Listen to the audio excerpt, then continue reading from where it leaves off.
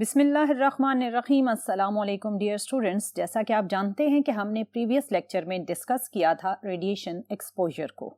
आज हम देखेंगे कि अगर किसी भी ह्यूमन बॉडी पर रेडिएशंस फॉल करती हैं तो what are the biological effects produced by these radiations. तो चलिए स्टार्ट करते हैं।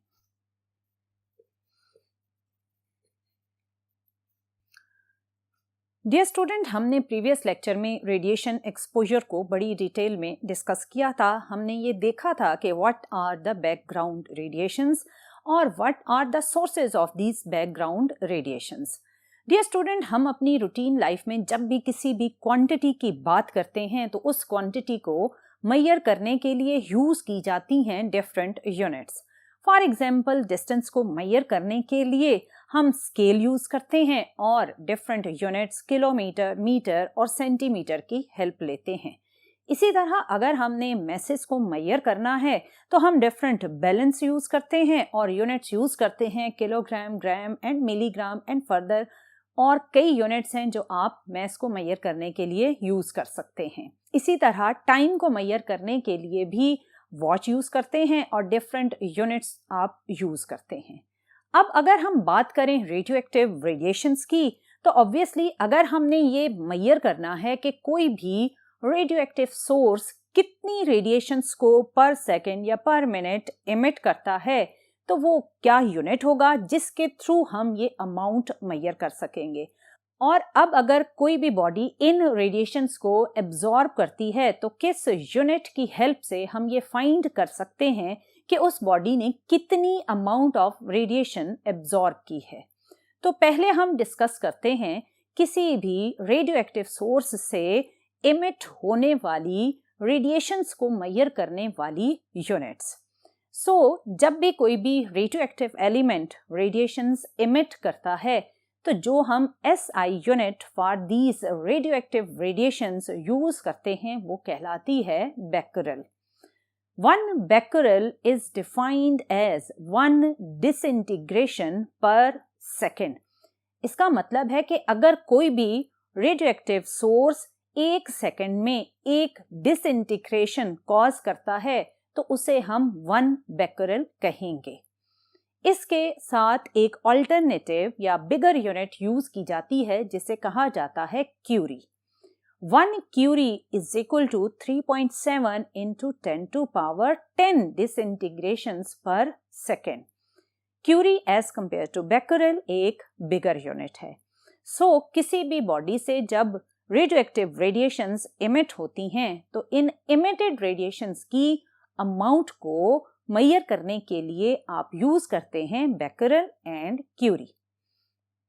अब अगर ये रेडिएशंस कोई बॉडी एब्जॉर्ब करता है तो एब्जॉर्ब डोज कितनी है उसको मेजर करने के लिए हम जो रिलेशनशिप यूज करते हैं वो है ये। इस रिलेशनशिप में D इंडिकेट करता है डोज को। D stands for the dose of the emitted radiations which is absorbed by some mass, और E इंडिकेट कर रहा है एनर्जी और M इंडिकेट कर रहा है mass को।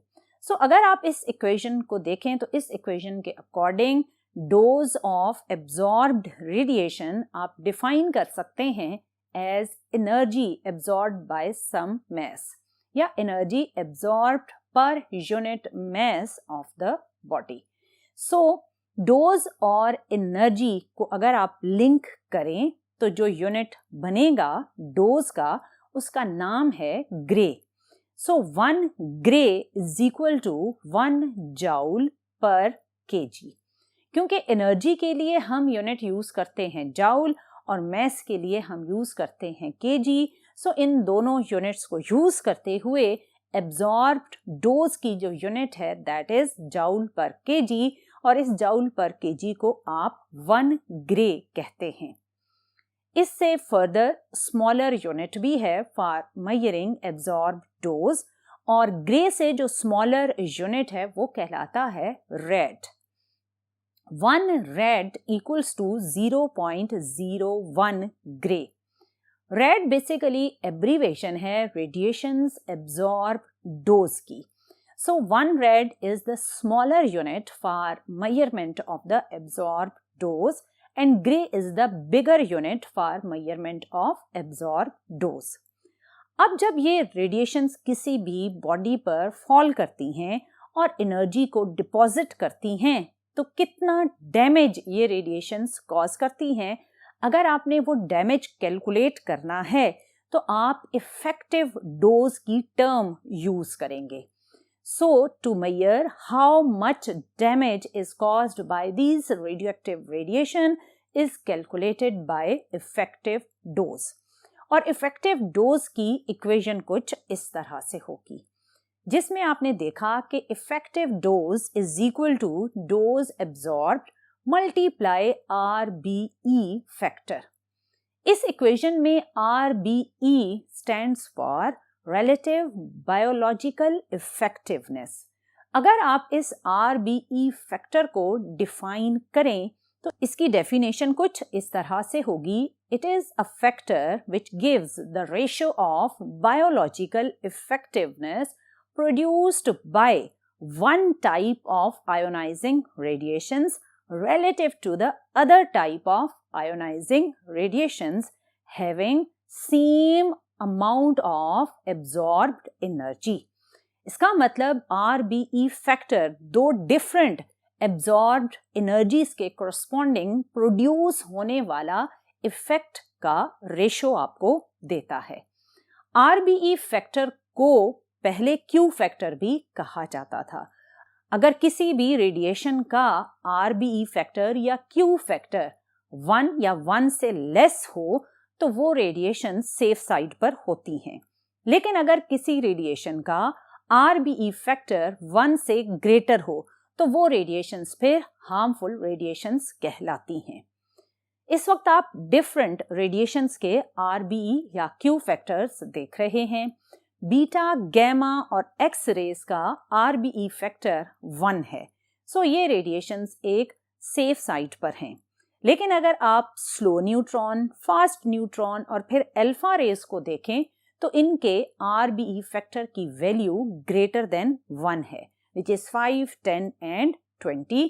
इसका मतलब ये हुआ कि फास्ट या स्लो न्यूट्रॉन या अल्फा रेज ये बहुत ज्यादा डेंजरस होती हैं फॉर अ ह्यूमन बॉडी. अब ये इफेक्टिव डोज आपने जिन यूनिट्स में मेजर करनी है उसके लिए हम जो यूनिट यूज करते हैं वो है सिवरेट. अकॉर्डिंग टू इक्वेशन अगर आप इफेक्टिव डोज की यूनिट लिखें तो वो कुछ इस तरह से होगी. 1 sievert is equal to 1 gray multiply RBE factor. इसके अकॉर्डिंग 1 सिवरेट या सिवरेट वो यूनिट है जो इफेक्टिव डोज को मेजर करने के लिए यूज होती है. इफेक्टिव डोज की एक और भी यूनिट है जिसे कहा जाता है रेम और ये एक स्मॉलर यूनिट है. 1 rem is equal to 0.01 sievert. So dear student, अगर आपने इफेक्टिव डोज किसी भी बॉडी की मेजर करनी है या किसी भी बॉडी पर क्या इफेक्टिव डोज एब्जॉर्ब हो रही है उसको मेजर करना है तो आप यूज करेंगे सिवरेट या फिर रेम. हमने प्रीवियस लेक्चर में डिस्कस किया था कि अगर आप न्यूक्लियर पावर प्लांट के वर्कर हैं या माइन के वर्कर हैं तो आप अपनी डेली लाइफ में रेडिएशंस को रिसीव कर रहे होते हैं.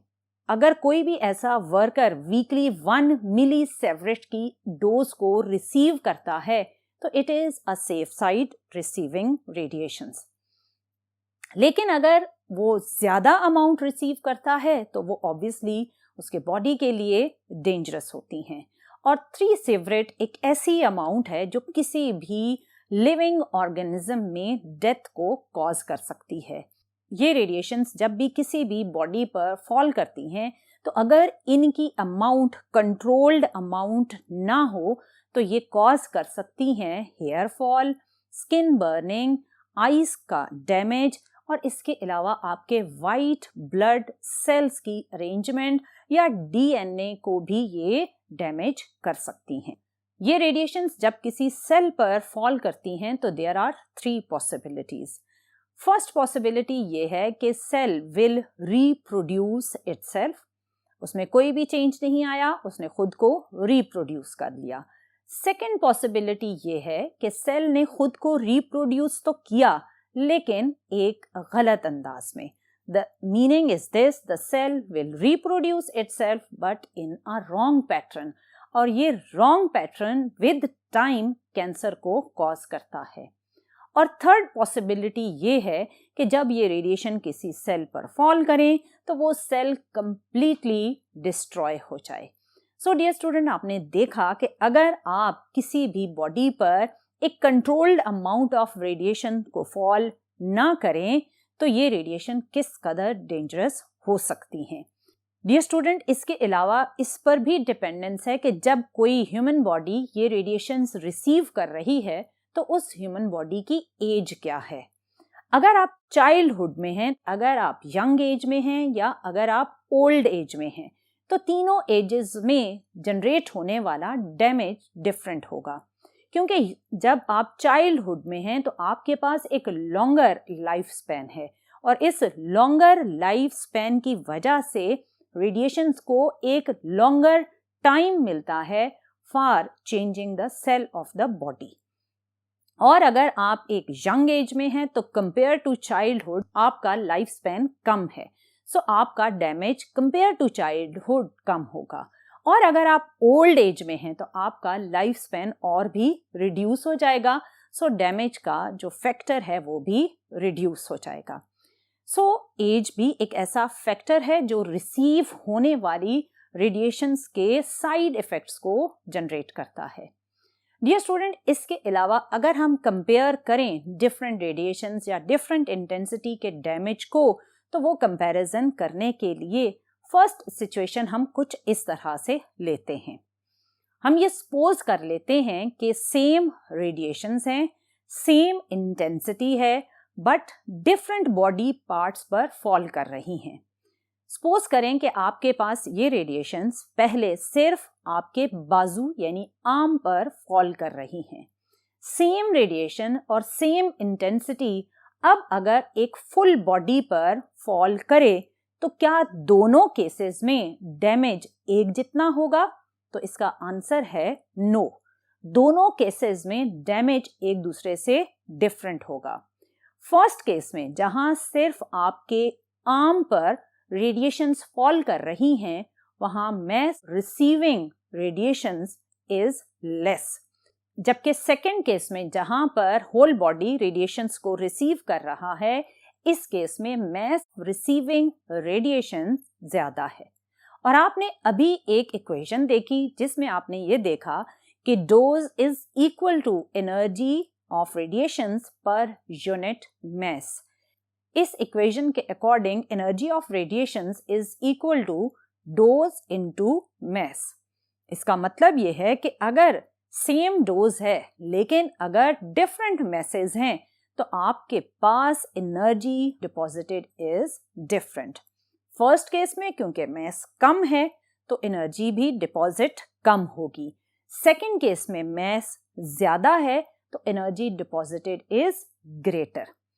सो ये तो था कि अगर सेम रेडिएशन सेम इंटेंसिटी के साथ डिफरेंट बॉडी पार्ट्स पर फॉल करती हैं तो क्या इफेक्ट या डैमेज कॉज करती हैं। अब हम दूसरी सिचुएशन लेते हैं जिसमें हम 3 डिफरेंट टाइप्स ऑफ रेडिएशंस लेंगे और उनकी सेम इंटेंसिटी और सेम बॉडी पार्ट पर फॉल करेंगे और देखेंगे कि क्या इनका डैमेज सेम है या डिफरेंट है। तो अगेन इसका आंसर है कि इनका डैमेज एक दूसरे से डिफरेंट होगा। आपने देखा कि अगर हम अल्फा, बीटा या गैमा रेडिएशंस को सेम इंटेंसिटी में सेम बॉडी पार्ट पर फॉल करें तो अल्फा रेडिएशन सिर्फ आपकी स्किन तक ही एब्जॉर्ब होंगी, जबकि बीटा टिश्यूज तक पेनिट्रेट करेंगी और गैमा उससे ज्यादा पेनिट्रेट कर जाएंगी। सो इनकी पेनिट्रेशन पावर एक दूसरे से डिफरेंट है। सो इस वजह से ये जो डैमेज कॉज करेंगी वो भी एक दूसरे से कंपैरेटिवली डिफरेंट होगा। सो डियर स्टूडेंट्स, आपने देखा कि किस तरह different radiations different damage cause करती हैं और हर रेडिएशन का बॉडी के डिफरेंट पार्ट्स पर डिफरेंट डैमेज है। ऑल्दो अगर आप सेम अमाउंट भी इन रेडिएशन की यूज कर लें फिर भी इनका डैमेज पार्ट्स के अकॉर्डिंग डिफरेंट होता जाता है। सो डियर स्टूडेंट, आपने देखा कि रेडिएशन एक्सपोजर कैसा होता है और फिर उस रेडिएशन एक्सपोजर से लिंक्ड डिफरेंट यूनिट्स क्या क्या हैं जिनको यूज करके आप किसी भी रेडियोएक्टिव एलिमेंट से इमिट होने वाली रेडिएशंस और फिर इन रेडिएशंस को जब आप किसी बॉडी पर फॉल करें तो बॉडी इन रेडिएशंस को एब्जॉर्ब करे तो किन यूनिट्स में आप एब्जॉर्ब डोज को मेजर करेंगे, ये हमने आज के लेक्चर में डिस्कस किया। आई होप कि you will understand all the things which are related with the biological effects of the radiations. इंशाल्लाह नेक्स्ट लेक्चर में हम मजीद रेडियो एक्टिविटी से रिलेटेड डिफरेंट टॉपिक्स को डिस्कस करेंगे। बट टिल देन, अल्लाह हाफिज।